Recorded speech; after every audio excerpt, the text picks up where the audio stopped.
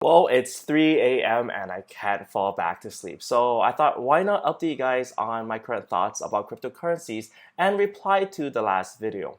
So in the last video here, I covered the cryptocurrency dip on Sunday. So we had Bitcoin prices going below 7,000 and the cryptocurrency markets falling below $300 billion. So it was a 10 to 15 dip and everything was red on Sunday. And in fact, a lot of people were very upset. I was looking at Reddit, people were just really bawling, blaming each other, pulling the community apart. And also on the my chats as well, people are like notably upset. And this is a very emotional response to a market dipping. And I just want to say that this is something that we've seen before. And even though some people feel like, oh yeah, this is not normal, dipping 10% just randomly like that isn't normal.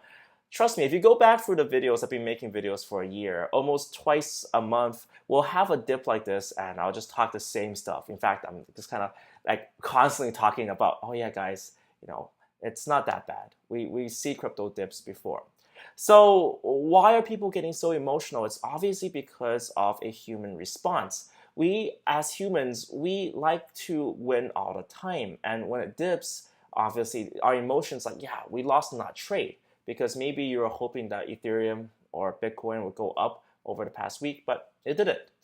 Now, a lot of people respond to that by saying buy the dip, obviously. So I'll share some information about how I do things and how I try to emotionally detach myself. Of course, this is my personal opinion and not financial advice.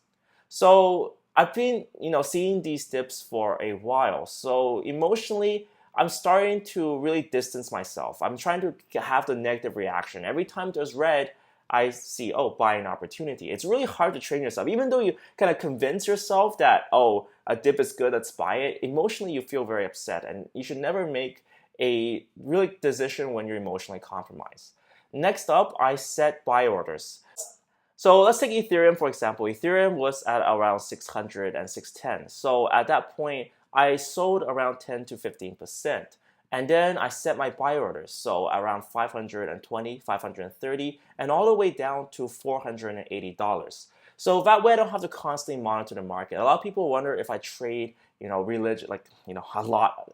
It's not. I kind of set my trades at, early day or for a certain period of time and just leave them there. They're kind of lurking, and then I'll come back and check them a while if orders get executed or not. This kind of, for me, it helps me detach from the emotions of trading, and also it helps me space things out a little bit more. You don't want to all just go in at a certain time. Like say if it dips, you just go all in on the first dip. Instead, by spacing it out, you give yourself a little bit of room just in case it dips a little bit further. Now, this doesn't always work, of course. You kind of want those markets to recover.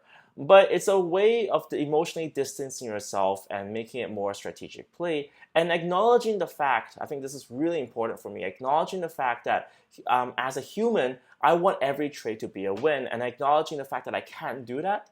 That is what really helps me become a better trader. Just thinking, okay, overall the picture, is it, good or bad?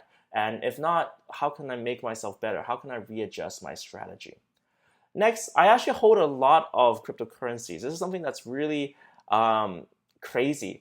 I've been trying to want to show you guys my portfolio for some time, but it just became a case where it's so hard to aggregate it all together. I have currencies on lots of different exchanges because, well, sometimes you're only listed on one odd exchange. So I'll try to clean up that spreadsheet and show you guys kind of what I'm buying during a certain dip. Maybe it's helpful, maybe it's not, and I'd like to know what you guys are doing as well. In this current dip, what I'm buying is I'm buying Ethereum because I feel like it's still going to be used a lot for ICOs in the future. I'm also buying a lot of Open. I feel like people don't really fully understand what Open is doing, and when it clicks for people, that's when it matters. Now, this strategy is dangerous. Sometimes when you buy a different coin that's not very kind of fully known to everyone or the potential is not fully realized, the price is going to fluctuate, and especially for something that's newly launched. So do take that into consideration. Now, another thing is the patient always wins. I've seen this before. Every time you're patient and you just wait for a coin that's not really talked about, and then when people do talk about it and it goes up, that's when you make the most money. Because when it's already going up, you're at a very risky stage. You're really feeling, oh, can it go up even more? And a lot of people fall in the trap of thinking it can just keep going up forever. And that's why a lot of people bought Ripple and Tron in early January, because people thought, oh, it's gonna burst. Ripple is gonna be like $10 or something. I have no idea how people got that idea. So kind of spacing it out, having a different cryptocurrencies is kind of the current strategies I'm using. In terms of other coins I'm buying, I'm also buying up some VeChain. They have a mainnet launch coming up. So usually with a mainnet launches, a lot of excitement and news building up towards that. In terms of EOS, I'm actually quite tempted. I saw EOS dipped a little bit because of the FUD news of the mainnet launch. So that's something that I'm actively looking at right now. I'm looking at where it can kind of become a good entry point to buy EOS again. Those are the coins I'm looking at. And of course, I'm going to attend E3 today. I'm pretty excited for it. The sun's coming up slowly. So I'm really going to be excited to see what's at the show floor there. What technologies are going to be presented. I'm going to show you guys what's happening on the show floor, demos, games, everything is going to be super excited. So I hope you can stay tuned and subscribe to this channel. Thank you guys so much for watching. See you next time.